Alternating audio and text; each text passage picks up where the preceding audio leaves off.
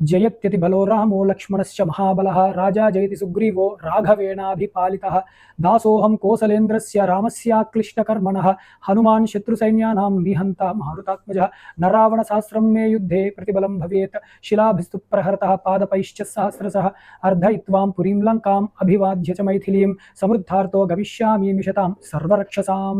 అత్యద్భుతమైనది జయమంత్రము అంటారు దీన్ని.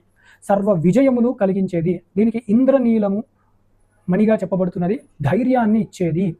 సీతమ్మ అనుగ్రహాన్ని పొందిన హనుమన్మూర్తి తర్వాత రెండు మంచి మాటలు రావణాసురుడికి చెప్పి వాడు చేసిన తప్పిదము ఏమిటో వాడికి తెలపాలి అని నిర్ణయించుకున్న హనుమంతులు వారు ఆ రాజ్యంలోకి ఎలా ప్రవేశించాలి అని ఒక ఆలోచన చేసి అక్కడ ఉన్న అశోక వనాన్ని మొత్తం భంజించారు. అంటే నాశనం చేద్దామని ఒక సంకల్పం కలిగింది వానికి.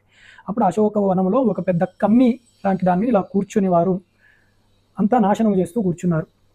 ఆ చెట్లని పాడేసి, ఆ శిలలను పగలగొట్టి, ఆ స్తంభాలను ఊడపీకి ఇలా చేస్తూ తర్వాత ఒక కమ్మి ఉంటే దాని మీద ఎక్కి వారు కూర్చుని సీతారాములకి నమస్కారం చేస్తూ కూర్చున్నారు. అప్పుడు అక్కడ ఉన్న రాక్షసులు వాళ్ళందరూ కూడా వచ్చి యుద్ధం చేస్తూ ఉన్నారు హనుమంతుల వారితో. అప్పుడు చెప్పిన అద్భుతమైన ఈ యొక్క జయమంత్రము అది. వారు ముఖ్యమైన రావణుడి యొక్క మంత్రిగణాన్ని సంహరించారు.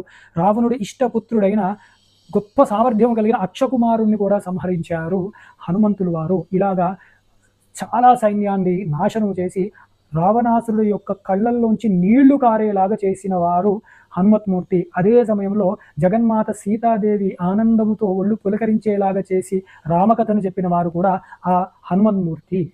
హనుమంతులు వారు కేవలం రామ కార్యార్థమై సీతమ్మ వారి యందు భక్తి దాల్చిన వారు కాబట్టి ఆ శక్తి అలాగా జయమంత్రము చెప్తూ హనుమంతుల వారు అనేక రాక్షస సమూహాన్ని నాశనం చేసి రావణాసురుడికి భయం పట్టించేలాగా తయారయ్యారు. అంటే జయమంత్రము మనకి సర్వవేళలా కూడా రక్షణగా నిలబడుతూ ఉంటుంది.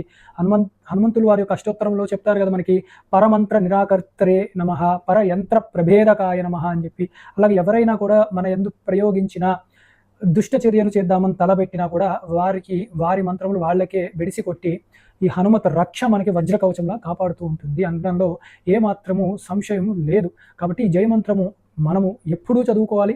ఏదైనా కార్యార్థులు అయినప్పుడు కనీసం అన్ని చదవాలి. ఈ ఒకటైనా ముఖ్యముగా చదువుతూ ఉండాలి. అలాగే మన పిల్లలకు కూడా రక్షణ ఉండాలి అంటే చక్కగా జయమంత్రము చదువుతూ ఉండాలి.